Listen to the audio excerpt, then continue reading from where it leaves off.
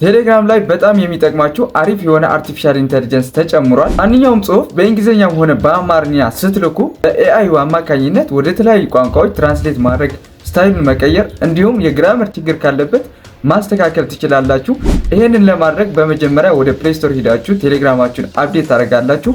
በመቀጠል የምትፈልጉትን ጽሁፍ ለጓደኞቻችሁ ሊሆን ይችላል ወይም በግሩፕ ሊሆን ይችላል ወይም ደግሞ በቻናል ሊሆን ይችላል። በመቀጠል ጽሁፋችሁን እዚህ ጋር ታስገባላችሁ። ከዛ ኤአይ የሚለው አለ፣ እሱን ክሊክ ታደርጋላችሁ። በመቀጠል እዚህ ጋር ትራንስሌት፣ ስታይል፣ ፊክስ የሚል እነዚህ ሶስት አማራጮች አሉ።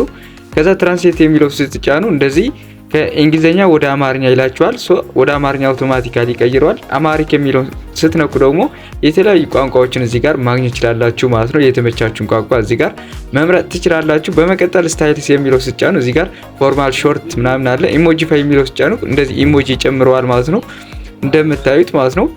ሶስተኛው ደግሞ ፊክስ ነው። የግራመር ችግር ካለባችሁ ደግሞ እዚህ ጋር ኤረሩን ያስተካክለዋል ማለት ነው ጋይስ። ቪዲዮውን ሴቭ አድርጉትና እናንተ ሞክሩት። ከሰራላችሁ ኮሜንት ላይ ሰራልን ብላችሁ ጻፉልኝ። እንደነዚህ አይነት ጠቃሚ መረጃዎችን የማጋራበት የቴሌግራም ቻናሌ በዚህ ዩዘርኔም ጆይን ማድረግ ትችላላችሁ። ሰላም ለሀገራችን፣ ይመቻችሁ።